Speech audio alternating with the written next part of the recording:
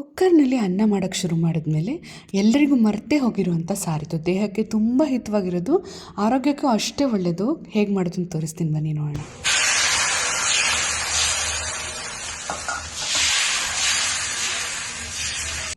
ನಮಸ್ತೆ, welcome to Shivamogga kitchen.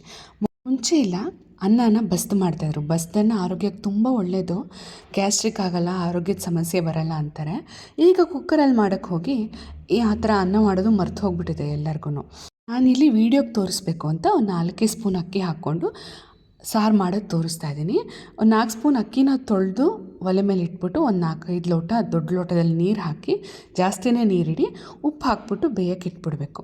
ನೋಡಿ, ಈ ಥರ ಕುದೀತಾ ಇದೆ. ಅಷ್ಟರೊಳಗೆ ನಾವು ಬೇಯಕ್ಕೆ ಇಟ್ಟಾಗಲೇ ಕಾಯಿ ಹೊಡೆದು ಕಾಯಿ ಕೂಡ ತುರಿದು ಇಟ್ಕೊಂಡಿದ್ದೀನಿ. ಸಾಮಾನ್ಯವಾಗಿ ಬಸ್ದ ಅನ್ನ ಮಾಡ್ತೀರಂದರೆ ಎಲ್ಲರಿಗೂ ಇದು ಗೊತ್ತೇ ಇರುತ್ತೆ. ಮಾಡಲ್ಲ ಅನ್ನೋರಿಗೆ ಈ ಥರ ಹೊಸದಾಗಿ ಕಾಣ್ಬೋದು. ಇದು ನಮ್ಮ ಅಜ್ಜಿ ಮಾಡ್ತಾಯಿದ್ರು, ತುಂಬ ಹಳೆಯ ಕಾಲದ ಸಾರು.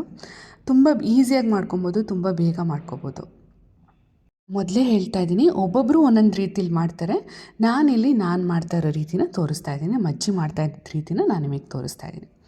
ಈಗ ಚೆನ್ನಾಗಿ ಆ ನೀರೆಲ್ಲ ಕುದ್ದು ಅನ್ನ ಬೆಂದು ಗಟ್ಟಿ ತಿಳಿ ಬಿಟ್ಕೊಂಡಿದೆ, ಅದು ಗಂಜಿ ಬಿಟ್ಕೊಂಡಿದೆ. ಆ ಒಲೆ ಆಫ್ ಮಾಡಿಬಿಟ್ಟು ಈಗ ಅದನ್ನು ಒಂದು ಪಾತ್ರೆ ಒಳಗೆ ತೆಕ್ಕೋತಾ ಇದ್ದೀನಿ. ಗಂಜಿ ನೀರನ್ನು ಮತ್ತೆ ಕುದಿಯೋಕೆ ಇಡ್ತಾ ಇದ್ದೀನಿ. ಹಾಗೆ ಯಾರು ನಮ್ಮ ಚಾನಲ್ನ ಸಬ್ಸ್ಕ್ರೈಬ್ ಮಾಡದೆ ನೋಡ್ತಾ ಇದ್ದೀರಾ, ದಯವಿಟ್ಟು ಸಬ್ಸ್ಕ್ರೈಬ್ ಮಾಡ್ಕೊಂಡು ಸಪೋರ್ಟ್ ಮಾಡಿ. ನಿಮ್ಮ ಸಬ್ಸ್ಕ್ರಿಪ್ಷನು, ಕಮೆಂಟು, ಶೇರು ಎಲ್ಲ ನಮಗೆ ಮೋಟಿವೇಶನ್ ಇದ್ದ ಹಾಗೆ. ಈಗ ಗಂಜಿ ತಿಳಿನ ಕುದಿಯೋಕೆ ಇಟ್ಟಿದ್ದೀನಿ. ಅದ್ರ ಜೊತೆಗೆ ನಾವು ಕಾಯಿ ತುರಿದಿದ್ವಲ್ಲ, ಅದರಿಂದ ಹಾಲು ಕೂಡ ತೆಕ್ಕೊಂಡಿದ್ದೀನಿ. ಆ ಕಾಯಿ ಹಾಲನ್ನು ಸೇರಿಸಿ ಒಟ್ಟಿಗೆ ಎರಡನ್ನೂ ಕುದಿಸ್ಕೊಳ್ಳೋಣ. ಗಂಜಿ ತಿಳಿನೇನೋ ಬಗ್ಗಿಸ್ಬಿಟ್ವಿ, ಅದಿಷ್ಟು ಚೂರು ಅನ್ನನ ಏನು ಮಾಡ್ಬೋದು ಅಂತ ಯೋಚನೆ ಮಾಡ್ತಿದ್ದೀರಾ. ಅದನ್ನು ಊಟ ಮಾಡಬೇಕಾದ್ರೆ ಬೇಕಾದ್ರೆ ಹಾಕ್ಕೊಂಡು ತಿನ್ಬೋದು. ಇಲ್ಲ ಅಕಸ್ಮಾತ್ ಈ ಥರ ನಿಮ್ಗೆ ಮಾಡೋಕ್ಕೆ ಇಷ್ಟ ಇಲ್ಲ ಅಂತಂದರೆ 2 ಸ್ಪೂನು ಅಕ್ಕಿ ಹಿಟ್ಟನ್ನು ನೀರಲ್ಲಿ ಕದಡಿ ಅದನ್ನು ಕುದಿಸಿ ಕೂಡ ಈ ಥರ ಮಾಡ್ಕೊಬೋದು. ಅದರ ಟೇಸ್ಟ್ ಕೂಡ ಇದೇ ಥರನೇ ಬರುತ್ತೆ. ನೋಡಿ, ಇದು ಪೂರ್ತಿ ಕಾಯಿ ಹಾಲು, ನಾವು ಕಾಯಿ ತುರ್ಕೊಂಡಿದ್ದು ಕಾಯಿ ಹಾಲು ಪೂರ್ತಿ ತೆಗೆದು ಅದಕ್ಕೆ ಸೇರಿಸಿದ್ದೀನಿ. ಅದೆರಡು ಒಟ್ಟಿಗೆ ಚೆನ್ನಾಗಿ ಕುದಿಲಿ. ಕುದ್ಮೇಲೆ ಒಲೆ ಆಫ್ ಮಾಡಿಬಿಟ್ಟು ಅದಕ್ಕೆ ಸಣ್ಣಕ್ಕೆ ಹೆಚ್ಚಿರೋ ಈರುಳ್ಳಿ, ಕೊತ್ತಂಬರಿ ಸೊಪ್ಪು ಹಾಗೆ ಹಸಿಮೆಣಸಿನ್ಕಾಯಿನ ಸೇರಿಸಿ ಮುಚ್ಚಿಟ್ಬಿಡ್ಬೇಕು. ಮುಚ್ಚಿ ಇಡೋದ್ರಿಂದ ಈರುಳ್ಳಿ, ಕೊತ್ತಂಬರಿ ಸೊಪ್ಪು, ಹಸಿಮೆಣಸಿನ್ಕಾಯಿ ಫ್ಲೇವರು ಅದರೊಳಗೆ ರಿಟೇನ್ ಆಗುತ್ತೆ, ಚೆನ್ನಾಗಿ ಅನಿಸುತ್ತೆ. ಸ್ವಲ್ಪ ಬೆಂದಿರಂಗಾಗಿರುತ್ತಲ್ವ, ಅದಕ್ಕೆ. ಹಾಗೆ ಇಲ್ಲಿ ಈರುಳ್ಳಿ ಹಾಕೋದು ಆಪ್ಷನಲ್, ನಿಮಗೆ ಬೇಕಾದರೆ ಹಾಕ್ಕೋಬೋದು. ಈರುಳ್ಳಿ ಫ್ಲೇವರ್ ಚೆನ್ನಾಗಿ ಅನಿಸುತ್ತೆ ನನಗೆ ಅಂತ ನಾನು ಹಾಕಿದ್ದೀನಿ. ಬೇಡ ಅಂದರೆ ಸ್ಕಿಪ್ ಮಾಡ್ಬೋದು, ಅದು ಕೂಡ ಚೆನ್ನಾಗೇ ಇರುತ್ತೆ.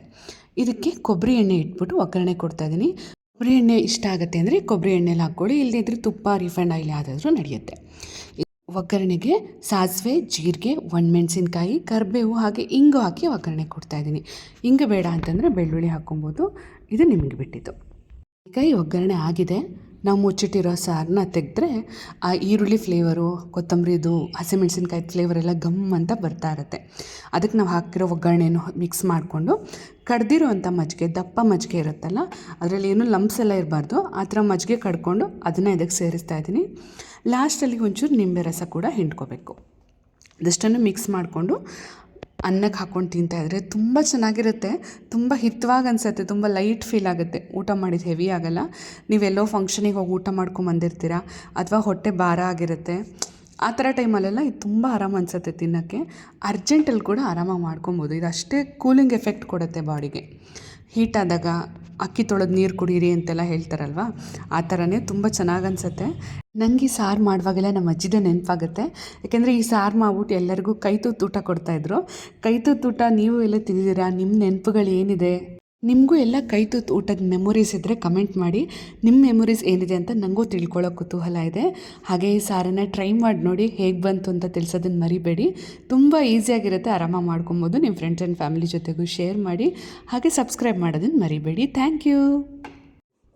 ಸಬ್ಸ್ಕ್ರೈಬ್ ಮಾಡದೆ ಹೋಗ್ಬಿಡಿಪ್ಪ, ಆಗಾಗ ಬರ್ತಾ ಇರಿ ನಮ್ಮ ಮನೆಗೆ.